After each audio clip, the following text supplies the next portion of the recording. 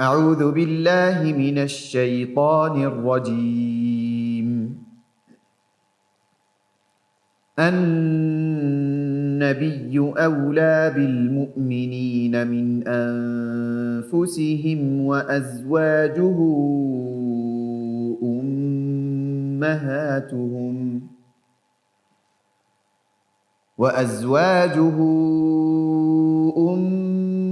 أمهاتهم وأولو الأرحام بعضهم أولى ببعض في كتاب الله من المؤمنين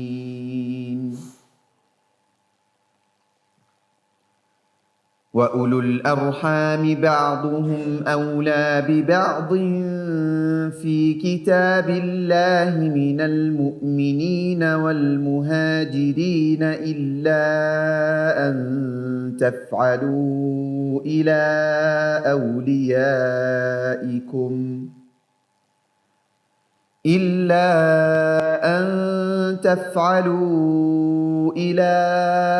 أوليائكم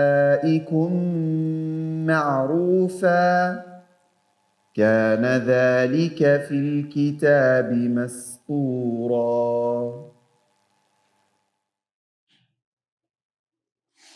السلام عليكم ورحمة الله تعالى وbarakatuh. Bendecida noche en este mes de Ramadán. Quiera Allah que os encontréis en el mejor de los estados y más con esta agradable compañía de nuevo, una noche más. Hoy vamos a trabajar el vínculo con las madres de los creyentes, Ummahat al-Mu'minin, un hermoso episodio en nuestras vidas y que rogamos que pueda ser de beneficio en la compañía de la hermana Noha, inshallah. Assalamu alaikum. Y bueno, buenas noches a todos y la verdad que es un placer poder hablar de este tema que a mí personalmente me toca la fibra, ¿no? En muchos aspectos, no sé, y que evoca en mí todo tipo de emociones y sentimientos.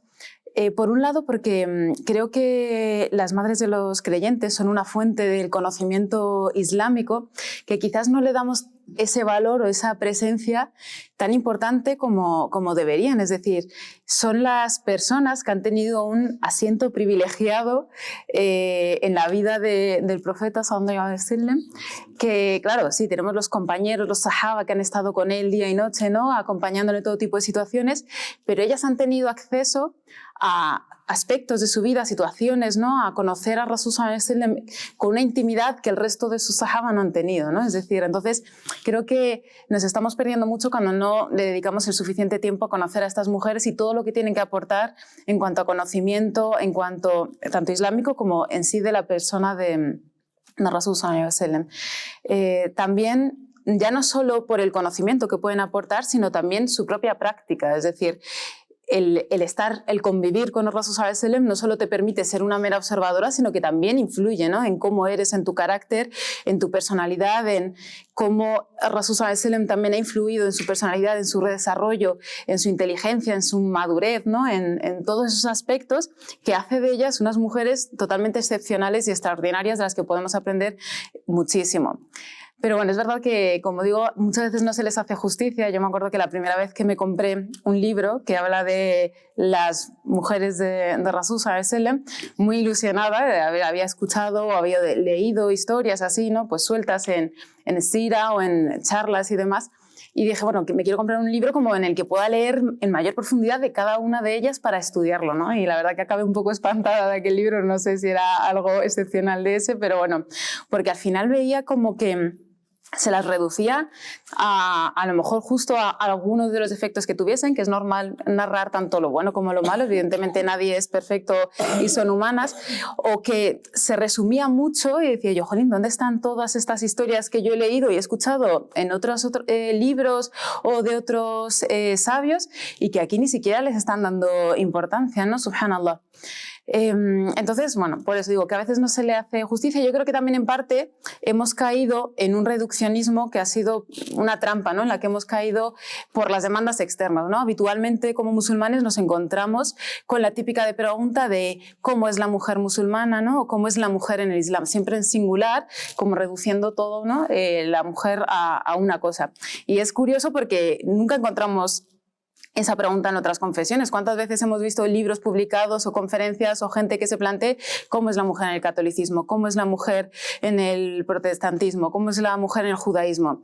Es raro, ¿no?, encontrar ese tipo de cuestiones o gente que esté abordando, incluso haciendo conferencias sobre ese tema. Y evidentemente, como mujeres, ¿no?, musulmanas, o la condición de la mujer en el Islam, si lo queremos decir, sí que puede tener unos ejes centrales, ¿no?, pues, pero como que se aplica a todos los musulmanes, es decir, de esa justicia, de esa sinceridad, ¿no?, de la honestidad, de esa práctica sincera, la centralidad del Islam y del Corán en nuestras vidas, que eso se nos aplica, y eso por supuesto. Pero en el ejemplo de las madres de los creyentes encontramos una gran diversidad de personalidades, de características, y que nos sirven a todas las mujeres, yo creo que como ejemplos poderosos, y no solo a las mujeres, sino que también a los hombres, ¿no?, a los hermanos, que también pueden aprender de ellas. No solo son cosas que nosotros nos podamos llevar, y yo creo que todos podemos aprender de ello. Yo creo, perdona que te corte, creo que es tremendamente importante esto que acabas de decir, porque tenemos que ser un poco más auténticos, ¿no? No, la mujer musulmana tiene que ser como... Igual que el hombre musulmán. O sea, a mí probablemente me atraiga más el carácter de Sayyiduna Umar, las cualidades de Sayyiduna Umar. A Hisham probablemente, a Abu Bakr, a cada uno, ¿no? Y tenemos nuestros modelos y referentes. Pero en cuanto a la mujer musulmana, es como o Khadija o Aisha.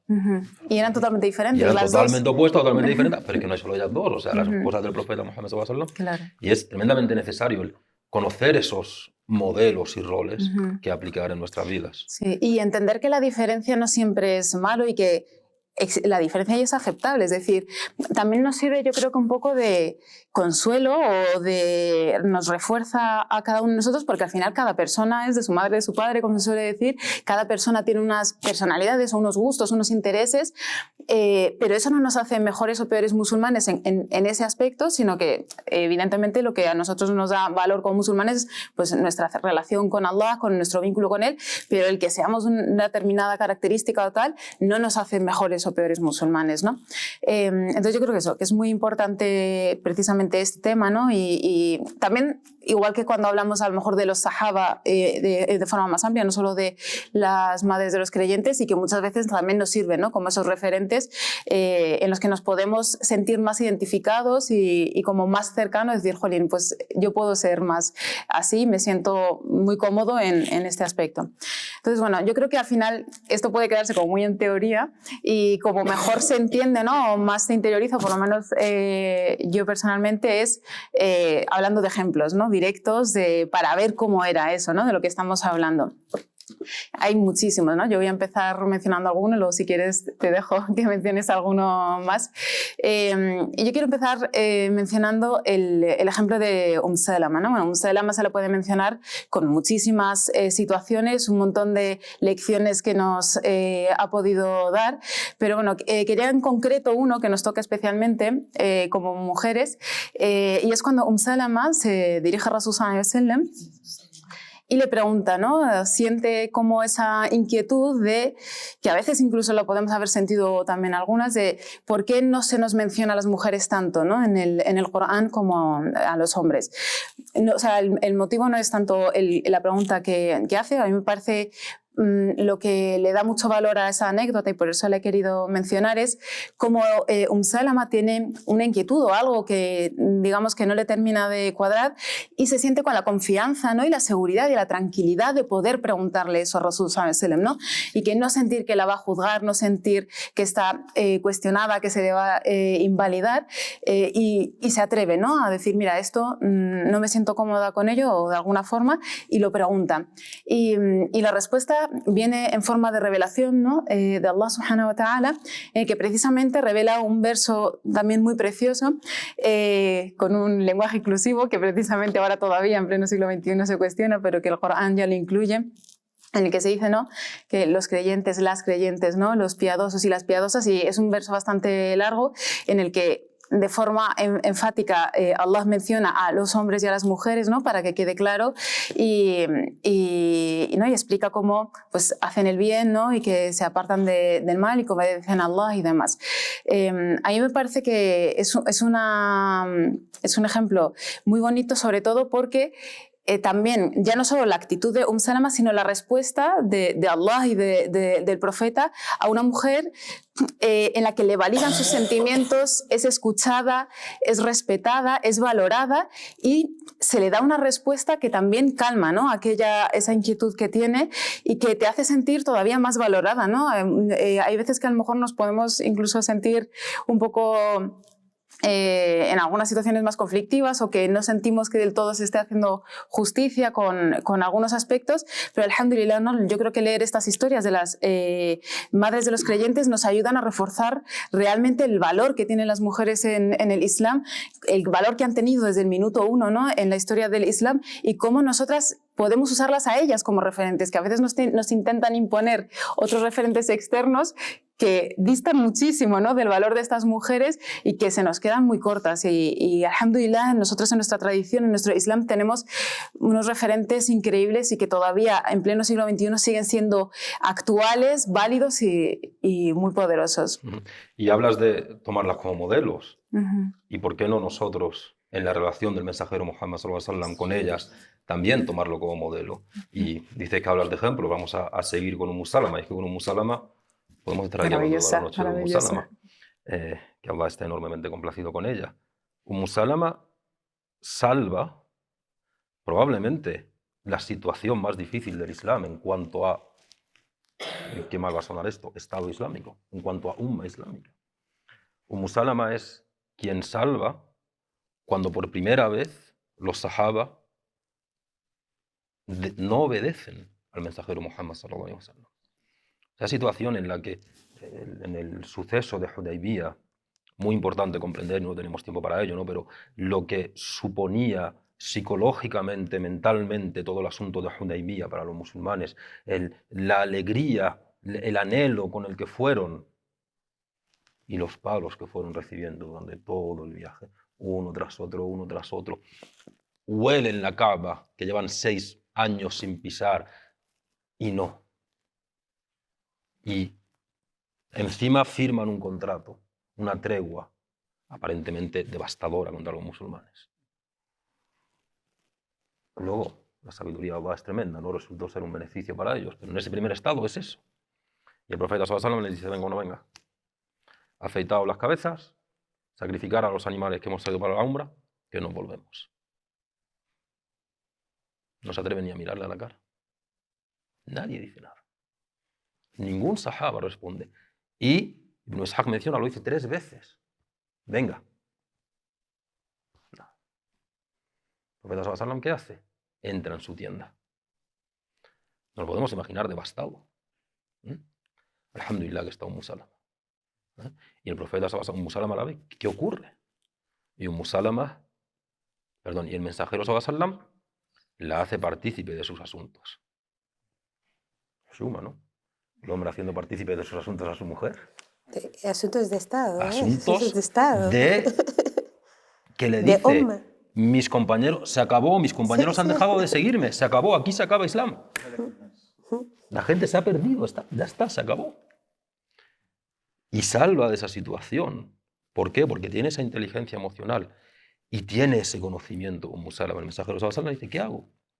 Y Salama le dice, dicho en palabras nuestras, están en shock. Que te vean hacerlo a ti. Sal tú y ponte a hacer tú aquello que les has llamado. Y sale el mensajero Muhammad sallallahu alaihi wasallam siguiendo el consejo de Salama, empieza a hacer aquello, llama al barbero, y claro, ya cuando es una orden directa no se puede negar, empieza a afeitar el camello, y Salama narra después. Y cuando luego fueron a por los camellos para sacrificarlos y los animales, parecía que había una estampida del anhelo con el que lo hicieron. La que hace que esa situación de depresión, desesperación, cambie a ese anhelo es una mujer, es Salama, es la mujer del mensajero Muhammad sallallahu alaihi wasallam. Y para mí lo impresionante de aquí es que él la hace partícipe de los asuntos. pide su consejo. Y ella se siente capaz, a la altura. Y vamos, y la historia demuestra que era una mujer que estaba a la altura. Como ella, realmente tenemos ejemplos en todas las esposas del profeta sallallahu alaihi wasallam, cada una con sus características. Probablemente la menos conocida, una de las menos conocidas, Sauda. Sauda. Probablemente algunos ni conocíamos que era una esposa del profeta sallallahu alaihi wasallam, ¿no? Sauda es la mujer que devuelve la alegría al mensajero de Allah.